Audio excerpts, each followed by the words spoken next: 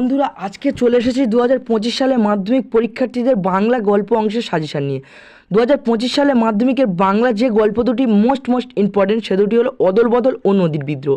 কারণ 2024 সালে এখান থেকে কোনো প্রকারের 5 ও 3 প্রশ্ন আসেনি, তাই এই দুটি গল্প পড়লেই আশা করি তোমরা 5 ও 3 উভয় মার্কের প্রশ্ন কিন্তু এখান থেকে পেয়ে যাবে। অদল বদল থেকে যে 3টি প্রশ্ন, প্রথম 3টি প্রশ্ন কিন্তু খুবই ইম্পর্টেন্ট, এবং নদীর বিদ্রোহ থেকেও প্রথম 3টি প্রশ্ন। এখানে অদল বদলের প্রথম প্রশ্নটি হলো, অদল বদল গল্পের যে বন্ধুত্ব ও সাম্প্রতিক দৃষ্টান্ত স্থাপিত হচ্ছে তা নিজের ভাষায় লেখো, এবং ও আমাকে শিখিয়েছে খাঁটি জিনিস কাকে বলে।